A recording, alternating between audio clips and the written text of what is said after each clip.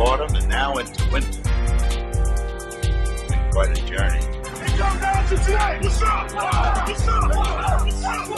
And the work you've done has gotten you this far. You weren't perfect. God knows that. You were good enough to get here. One word, baby. Playoff. Now it's time to get better. To play harder. To get more. If you don't think you're a winner, you don't belong here. Because victory is waiting for you. It's waiting for the Jets. It's waiting for the Colts. It's waiting for the Saints and the Seahawks. It's waiting for you on that field. It's waiting for you to run towards it, to fight for it, to snatch it away from the opponent and start something that will take you all the way to the Super Bowl. It is essential to understand that battles are primarily won in the hearts of men. That's for all the moment. That's what we fight for. That's what 20 comes for. Right there. Well, men, let me see your hearts. Victory is waiting for you.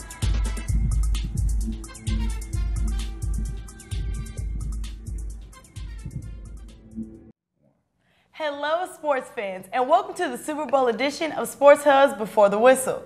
Now, this Super Bowl is about to go down February 3rd in New Orleans, Louisiana. So fans, grab your Mardi Gras bees and chicken wings and get prepared to watch the showdown between two head coaches who happen to share the same last name, Jim and John Harbaugh.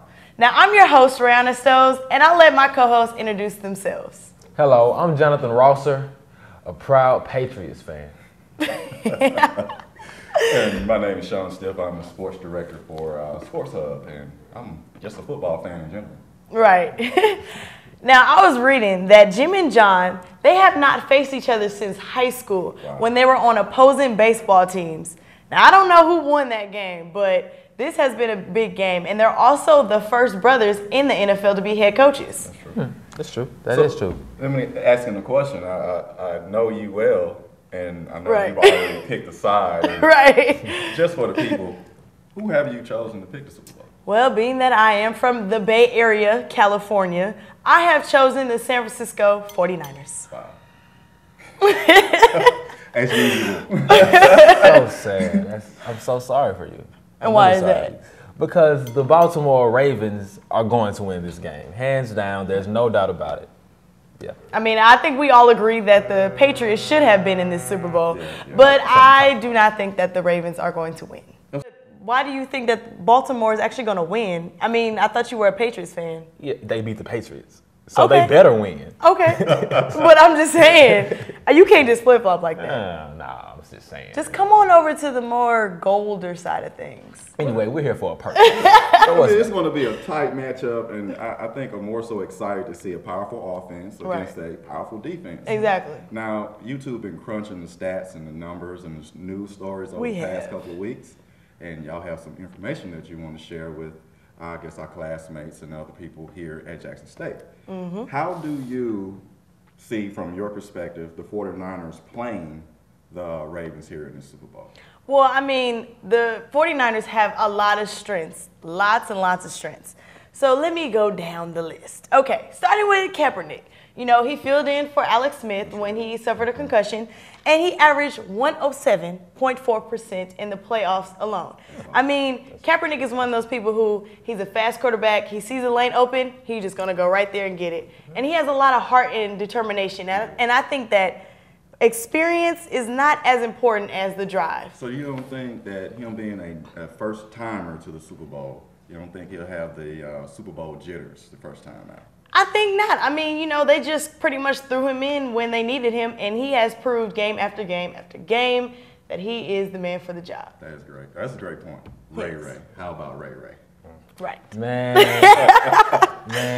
Ray. When I think Ray, that's a very, very great way to say it, because there are two Rays that's going to be pivotal to this game. On defense, you have the greatest linebacker to ever play the game. Don't even say his name, just do this right here. You know who he's talking about. Ray Lewis, baby. Oh, gosh. The man came back in how many weeks with a torn tricep and has not missed a snap on defense. 271 plays he's played on defense in this playoffs. Only him and Ed Reed have done that.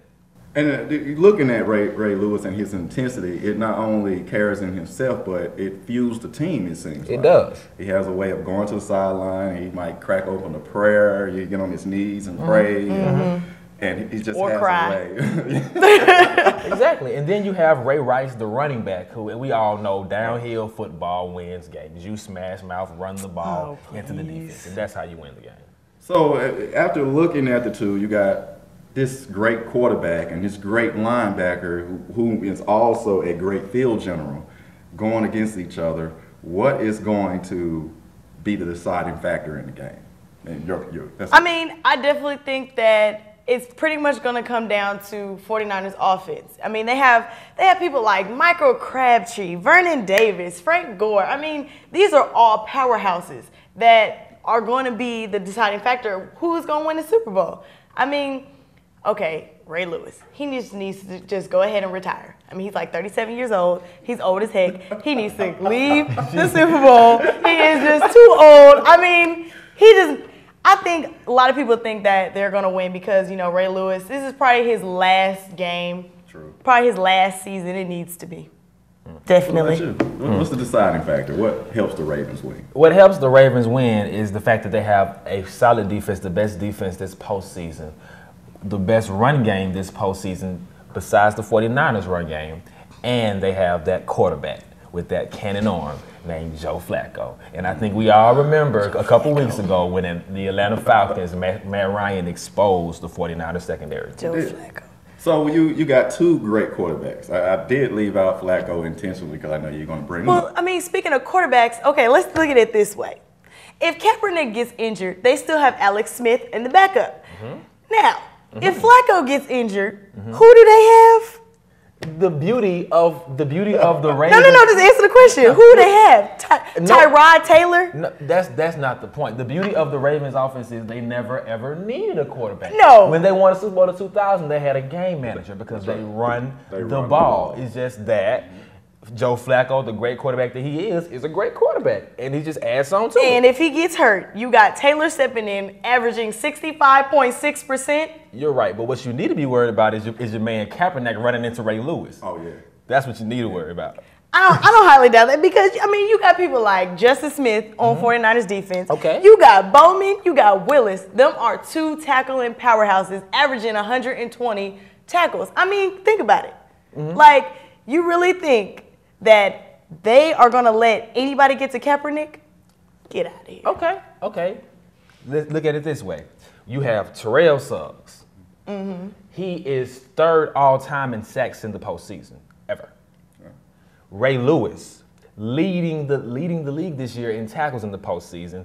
And the next four players leading the league in tackles this season are all Ravens. You have Corey Graham, cornerback. Dano Elby, cornerback. Terrell Suggs. And guess who is number 6? Patrick Willis. And guess what other 49ers on their list? None.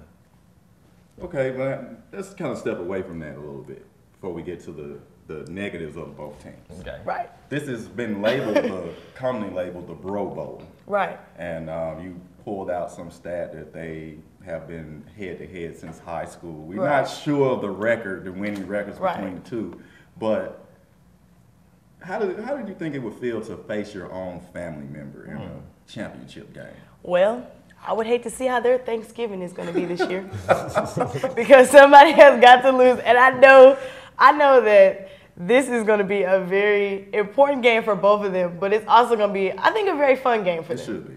I think it should. I think it's going to be kind of surreal because if you look at how the 49ers lost last year to the Giants, 2 fumbles on punt returns, and how the Ravens lost to the Patriots last year off some fluke kick. Yeah. You know, it's all going to be kind of surreal. I just want to see who the parents going to pick. Is mama going to pick somebody? Everybody got to pick somebody. It's like, here, bro, share my trophy. Right. I'm not going to share that trophy with you. Right. But I'm ready. I think I'm more so ready to see the outcome of the game. I'm thinking it's going to be really close. Yeah, definitely. 3 to 6 point spread, I think, is what they're talking in Vegas.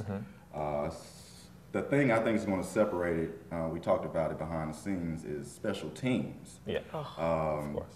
Both teams have surprise special team returners, both kick returners. Can you tell me a little bit more about that? Okay. For special teams, we got Akers. Now Akers.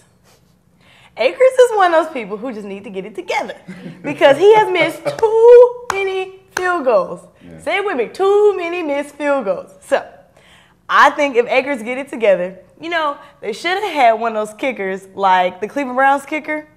What was his name? What's his name? Phil Dawson. They need to have him because he pretty much is like the MVP of the Browns. Yeah. But I mean, but the Browns in the Super Bowl. But that's irrelevant. That's irrelevant, Jonathan. That's irrelevant. Anyway. But anyways, I think that if Akers get it together and he learns to just not miss all those field goals, because special teams are going to be key. They are definitely going to be key in this game. Well, with our special teams, I feel like the Ravens special teams is so good, they're often overlooked. Just steady, Eddie. They don't miss field goals. They get 20 to 25-yard kick returns, 10-yard punt returns. You know, it's just always something positive. So if they can keep it up, I mean, they beat Peyton Manning by a field goal. Yeah, I mean, anybody that ever beats them, they're usually beating. They just barely squeaking through. Yeah. And it's going to be one of those games. I like the excitement of both coaches because they have a personality that's, I guess, that's missing in football. Right. They like to have fun, and yet they take it professional and they're serious when they approach the game. Right. And they're both tacticians. And I think that being and growing up in a family of football, they could sit down and, you know, hash out plans with each other. Exactly. So now we're going to get to the negatives. So tell me about the negatives of your 49er team. Well, it's kind of hard to find any, but you know, I had to find some. I can tell you. But one thing I learned is that the Niners, they need to improve on rushing their passers. They have a problem with that, and especially in the red zone, they rank number 27 on opposing red zone touchdowns. So they need to get that together. Besides the special teams, Edgar just needs to work on his kicking. And defense could tighten up a little bit. I honestly think they just need to tighten it up. They definitely are going to have to pretty much protect the quarterback at all times because you have people like Ray Lewis, who needs to retire, going to probably be trying to tear him down a little bit. So, but let's go on the weaknesses of the Ravens. I mean, it's just like so many. Okay. The weaknesses of the Ravens are Joe Flacco. He just got this good. You know, he wasn't playing this good last year. Right. And age and speed. Besides Terrell Suggs, somebody gets to the outside on the side that Terrell Suggs is not on. Ray Lewis not gonna get over there. He's not that fast anymore. So Kaepernick, you know, he's really, really fast. So we have to stop him from getting to that edge. So they can't let him get to the edge. Yeah, you just can't let him get to the edge. And those are pretty much the only weaknesses of the Ravens. Get to the edge.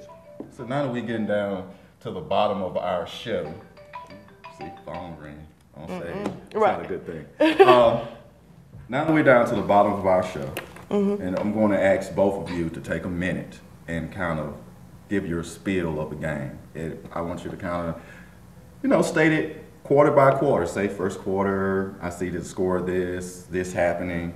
Kind of give us a rundown and you see how the game goes as we come to the close of this show.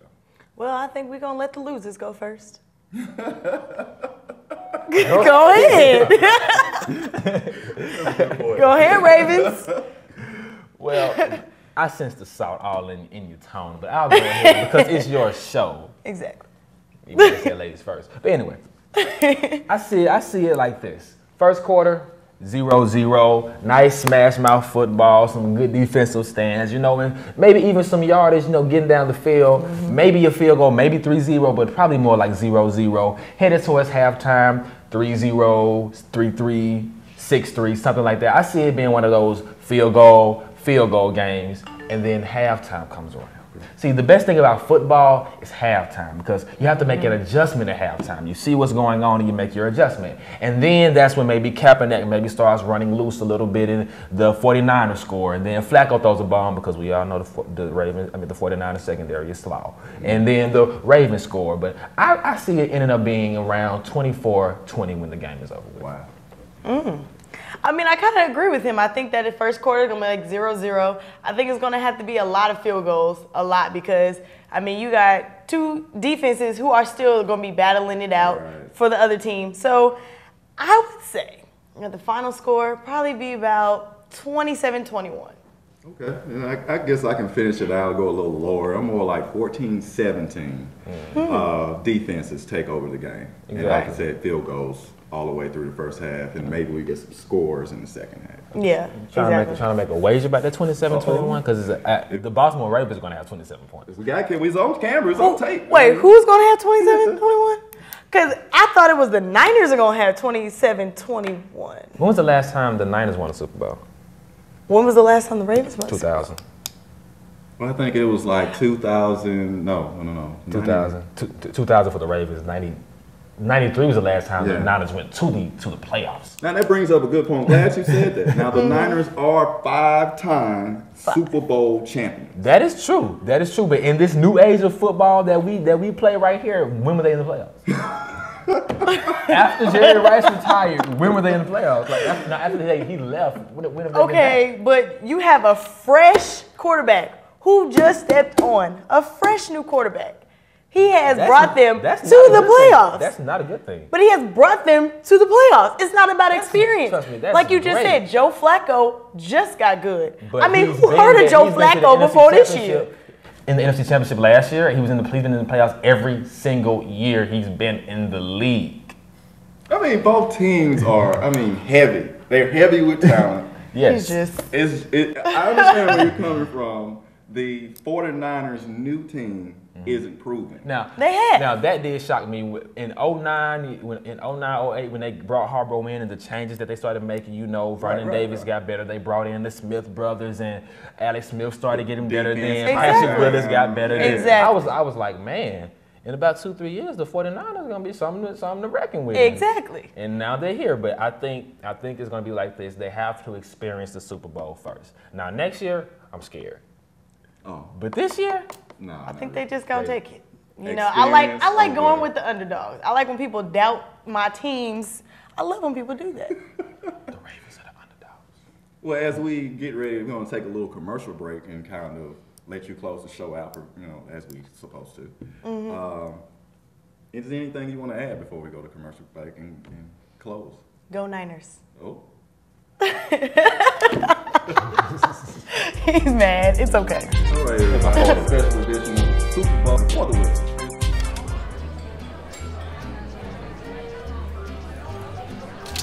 Oh, you got it. Since I got rid of my car, I really enjoy walking. Okay. God, no. Getting pulled over for buzz driving could cost you around $10,000 in fines, legal fees, and increased insurance rates. Oh, you're home early. You live with your mom? That'll set your game back a few years. Buzzed, busted, and broke. Because buzz driving is drunk driving.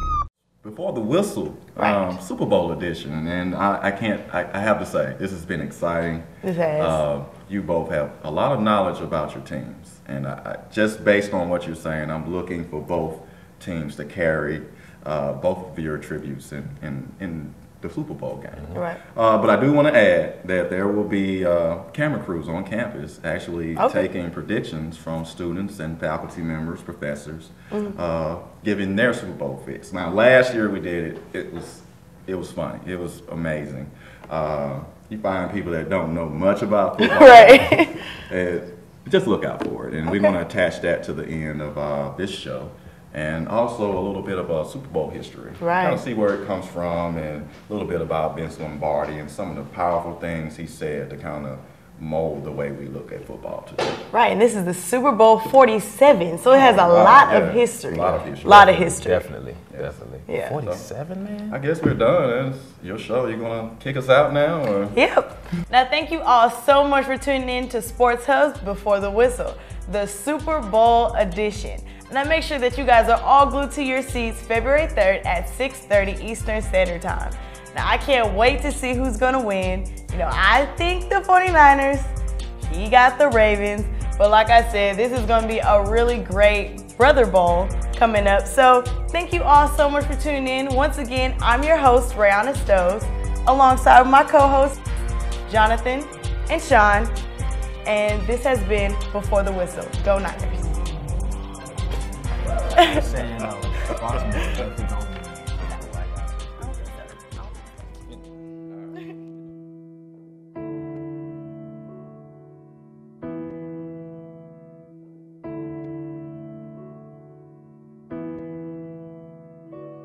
Winning is not a sometime thing, it's an all-the-time thing.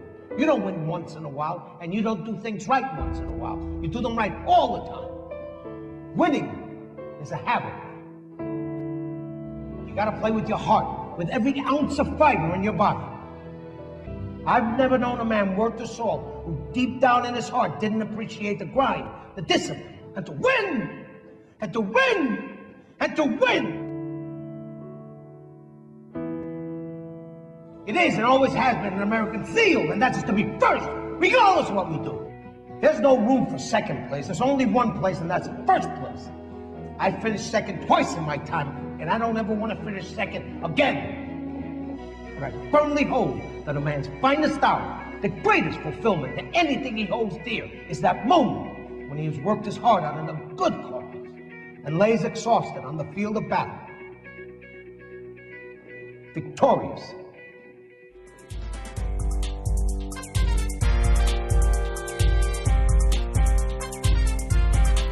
Jim and John Harbaugh are the coaches of the two teams. They are brothers, and they'll be battling each other in Super Bowl XLVII, which are Roman numerals for 47. A lot of folks know about that. Not a lot of folks know this. Their parents will be at the game. Who will they root for? They don't know. They're just worried it's going to be heart-wrenching for whoever loses.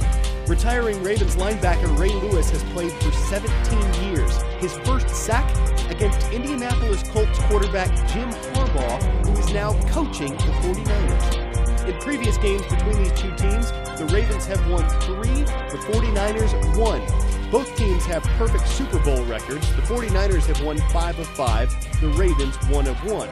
So somebody's perfect Super Bowl record is going to be broken unless Jackie Harbaugh, the two coaches' mother, gets her wish that it will end in a tie. For CNN, I'm Carl Azus.